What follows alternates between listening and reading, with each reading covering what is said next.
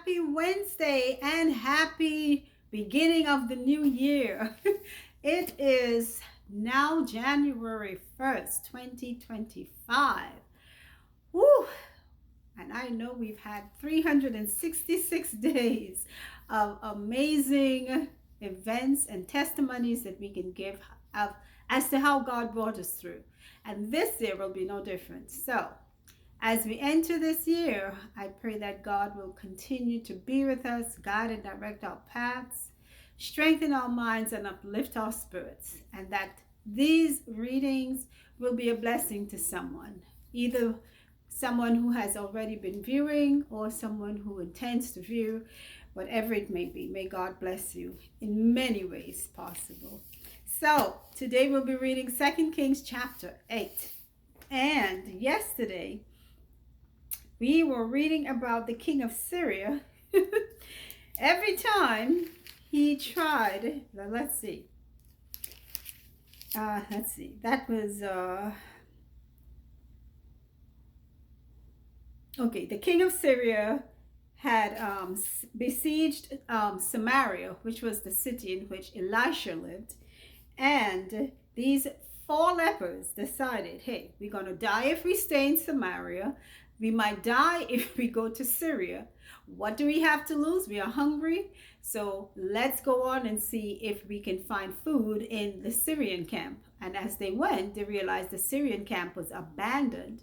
And they started to harbor things for themselves, putting away things until they realized, you know what, this is selfishness. Let's go back and tell the king that the city is vacant. And that's what they did. So the king, not being quite sure as to if to really believe the city was vacant or maybe it was a trap by the Syrians, decided to send some of the soldiers, a few of them, with some of the horses that were brought back maybe by the lepers. And they discovered along the way there were clothes and food and all sorts of articles thrown about on the path of the Syrians to flee from what they considered was an attack by the Israelites, which did not happen. God created a confusion in their mind again. So they were able to get, and Elisha had foretold to the king that the next day they would be buying flour and barley for shekels, for a shekel each. So it came to pass that it happened exactly as Elisha had prophesied. So now let's see what happens. The people were able to buy food for their starving families. Let's see what happens. Chapter 8. Then spake Elisha unto the woman whose son he had restored to life, saying, Arise and go thou and thine household, and sojourn whereversoever thou canst sojourn. For the Lord has called for a famine, and it shall also come upon the land 7 years. And the woman arose and did after the saying of the man of God. And she went with her household, and sojourned in the land of the Philistines 7 years. And it came to pass at the 7 years' end, that the woman returned out of the land of the Philistines, and she went forth to cry unto the king for her house and for her land. And the king talked with Gehazi, the servant of the man of God, saying, Tell me, I pray thee, all the great things that Elisha had done. And it came to pass that as he was telling the king how he had restored a dead body to life, that behold, the woman whose son he had restored to life cried to the king for her house and for her land. And Gehazi said, My lord, O king, this is the woman, and this is her son, whom Elisha restored to life. So I'm thinking this account took place before the situation with Naaman. They're now giving the account because Gehazi became a leper after that situation with Naaman. And remember, he tried to get the funds and the gold and silver from Naaman under pretense that Elisha had sent him. And because of that, Elisha cursed him with leprosy. So I'm not thinking he's going to be in the king's presence after he had leprosy, but this may have been after the situation with the woman. So anyway, the same woman that Elisha had promised a son to, and then the son died and he restored him to life, he told her to leave the town because there was going to be a famine. So I'm thinking this was prior to that Naaman situation, because the famine was taking place sometime when people were eating, each other, etc. There was a famine in the land. So he must have told her to leave before the famine. So all of her goods and all of her households and stuff like that remained vacant for 7 years. She went to the Philistines' country to sojourn until the famine was over. Then, when she came back after the 7 years, she wanted back her land and her possessions. So the king at the same time was talking to Gehazi, which was Elisha's servant. That's why I'm thinking this happened before the famine. But it has to have happened after the famine. Yeah. But I'm thinking it was before Naaman. I'm not sure. Because after Naaman, he would have been leprous and he would not have been accepted in the presence of other people. So I'm thinking Naaman happened after this situation here. But, let's just read on. So she has come back and she wants to get her land back. And at the same time, the king was asking Gehazi, Elisha's servant, about some of the things that Elisha had done. And he was explaining to her about the same woman. And then here comes in the woman to the king to ask for her land back. And Gehazi said, "This is the woman I was just telling you about." Sometimes that happens, isn't it? Okay, verse 6. And when the king asked the woman, she told him. So the king appointed unto her a certain officer, saying, "Restore all that was hers, and all the fruits of the field since the day that she left the land, even until now." And Elisha came to Damascus, and Ben-Hadad, the king of Syria, was sick. And it was told him, saying, "The man of God is come hither." And the king said unto Hazael, "Take a present in thine hand, and go meet the man of God, and inquire of the Lord by him, saying, Shall I recover of this disease? So Hazael went to meet him, and took a present with him, even of every good thing of Damascus, 40 camels' burden, and came and stood before him, and said, Thy son Ben-Hadad, king of Syria, hath sent me to thee, saying, Shall I recover of this disease? And Elisha said unto him, Go, say unto him, Thou mayest certainly recover. Howbeit, the Lord has showed me that he shall surely die. Okay, so I'm going to go back a little, because I am thinking that at some time Ben-Hadad was, if I'm not sure, Ben-Hadad was that king of Syria who laid a siege on Samaria. Yeah, he was the one who laid siege on Samaria and caused them to fall into the famine. Okay, now he is the one that is sick, and he's sending now to Elisha, the prophet, to find out if he's going to live or if he's going to die. Okay, so let's see. Verse 11. And he settled his countenance steadfastly until he was ashamed. So Elisha has told him it's a possibility that he could live. So he sent his servant Hazael. Hazael is like his captain. So Elisha tells the captain Hazael, he may certainly recover, but he will die.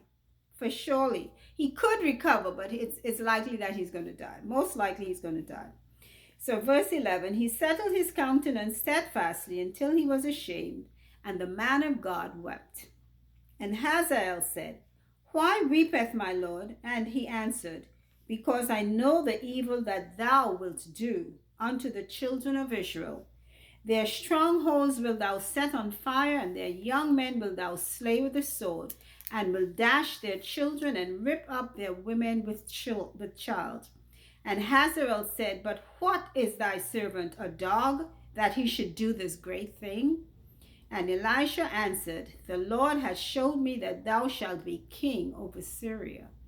So he departed from Elisha and came to his master, who said to him, What said Elisha to thee? And he answered, He told me that thou shouldest surely recover. Is that the truth? That's not the truth. And it came to pass on the morrow that he took a thick cloth and dipped it in water and spread it on his face, so that he died. and Hazael reigned in his stead. Okay, this is a lot of ambiguity. All right, so Ben-Hadad is sick, sends out Hazael, his servant, to ask Elisha, the prophet, am I going to live? Elisha tells him he will die, surely die. Then he prophesies that Hazael is going to become king of Syria, and he's going to do some wicked things to the people of Israel. Hazael is asking, what? Me? What do I look like? Some kind of a dog or some whatever.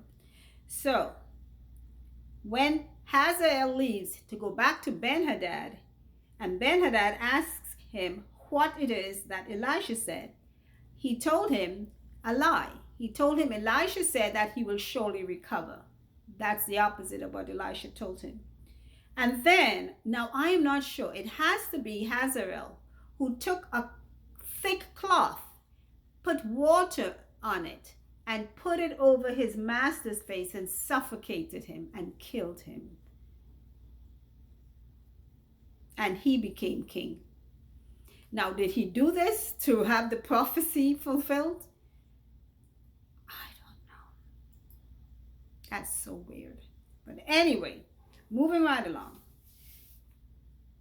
So I'm thinking the he, because I was always confused with this. Is it he meaning Ben-Hadad killed himself, or he meaning Hazael killed Ben-Hadad? That's the ambiguity I was talking about. Because sometimes I do read places in the Bible where I'm kind of confused who did what, because there's no names. They'll just use the pronouns he or whatever.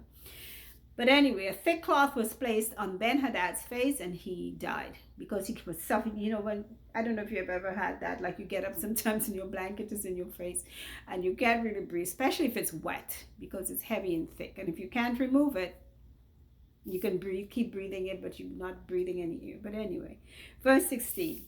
And in the 5th year of Joram, the son of Ahab, king of Israel, Jehoshaphat being then king of Judah, Jehoram, the son of Jehoshaphat, king of Judah, began to reign.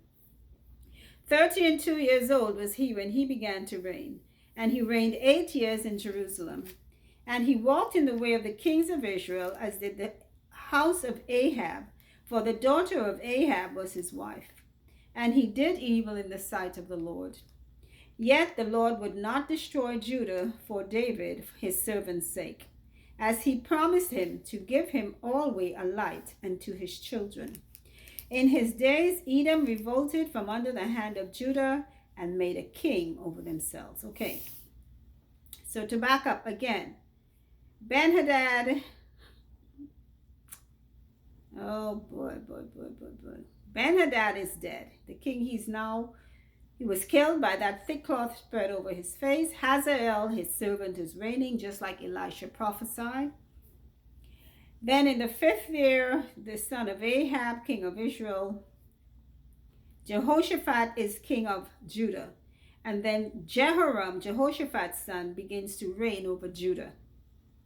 And then Ahab's son,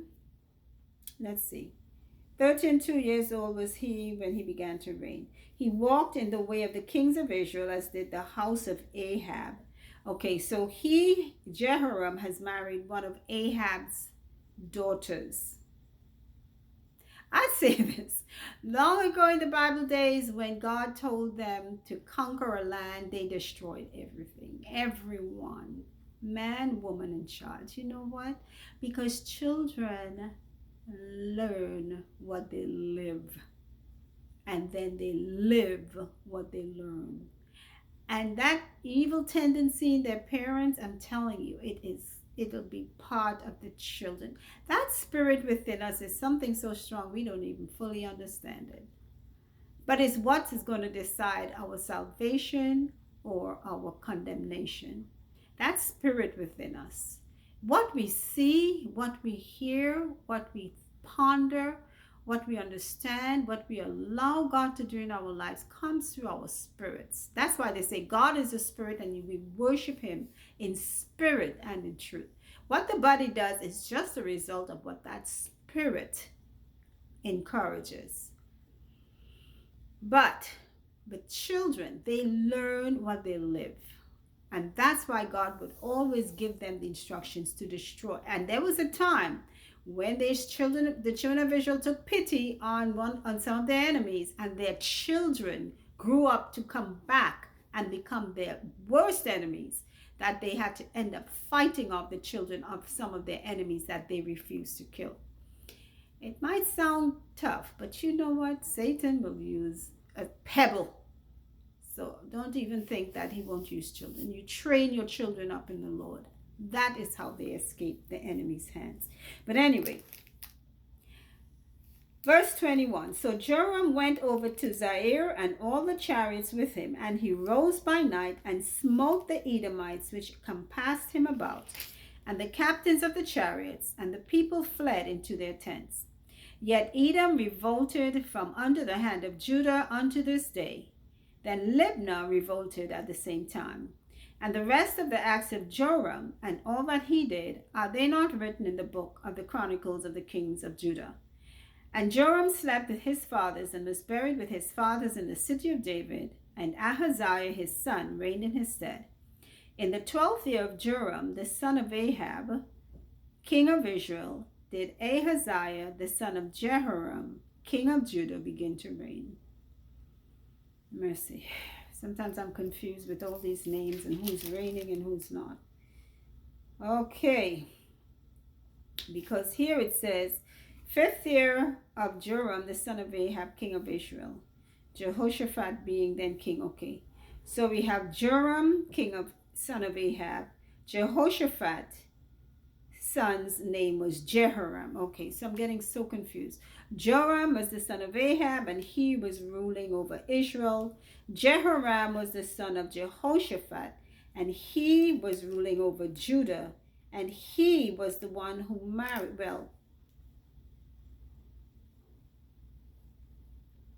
and Jehoram was the one that married a daughter of Ahab.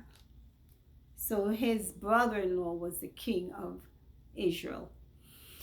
As I said, it's a family affair. Sometimes it's so confusing. Now, Edom may have been one of the tribes that was under their care. Okay, the Edomites are also a part of the Israelites, like a half relative also, because I believe Edom was Ishmael. Yeah, and we know he's the half brother of Isaac. So they all came through that lineage of Abraham. But they were under the rule of Israel or Judah, and then they revolted. And then I believe Joram went after Edom, and he fought against Edom. So Joram was the king of Israel, Ahab's son. Okay. And then when they revolted, we had someplace else that revolted also. Okay, now after Joram died, we have his son, Ahaziah, becoming king, okay, of Israel. Verse 26, 22 years old was Ahaziah when he began to reign, and he reigned 1 year in Jerusalem. And his mother's name was Athaliah, the daughter of Omri, king of Israel. And he walked in the way of the house of Ahab, and did evil in the sight of the Lord, as did the house of Ahab, for he was the son-in-law of the house of Ahab.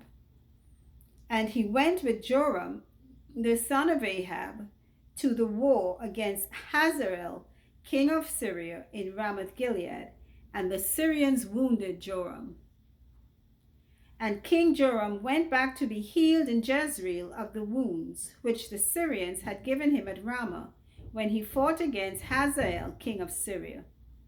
And Ahaziah, the son of Jehoram, king of Judah, went down to see Joram, the son of Ahab, in Jezreel, because he was sick. Oh, mercy. Again, it's a little confusing with the names and the affiliations. So Ahab's son Joram died, and his son Ahaziah began to reign for Israel. Then he was as wicked as Ahab and as his father and all the rest of them. Like I said, children live what they learn. And then Joram went to fight against, no, you see, they keep going back and forth because Joram was supposed to have died and moved on, Ahaziah. But in the 12th year of Joram, the king of Israel, Ahaziah was the son of Jehoram, which is the king of Judah. So Ahaziah and Joram now are affiliated because Jehoram had married Ahab's daughter. Ahaziah now is in league with Joram, and the two of them have gone to war against Hazael, the king of Syria. Okay, so it's still the Israelites against the Syrians. Joram is wounded. He is the king of Israel. He is wounded in battle, and he has the wounds, and he goes back to see, he goes back to Jezreel to heal of his wounds. And then Ahaziah, the son of Jehoram, who is king of Judah, goes to see Joram, the son or grandson of Ahab. Oh, mercy. Okay, that's the end of our reading for today. Like I said, sometimes you got to get your Bible out yourself and read, because some of it can be so, it's not confusing in that it doesn't make sense. It's confusing because of the names and the repetition, and the affiliations. You have to remember who is Judah, who is Israel, which king, and the kings keep changing because they're killing each other anyway. So it's like trying to keep up. Who's the new king? Who is the king? Who was the last king? I'm so sorry, but that's how it is. This is how it is. We got to read for ourselves, people. And this book is so full of intrigues. Oh, mercy. You could not put this down. Even after I'm finished with this entire book, and I've done it like at least 3 to 4 times, I go back again and start from the beginning. And you know what? I'm like, really? What? I didn't even remember reading that. Sometimes it's like that. It's an amazing book because God sanctioned it. So that's the end of chapter 8 of 2 Kings. Keep listening, because remember, faith comes by hearing God's word. Take care. Bye.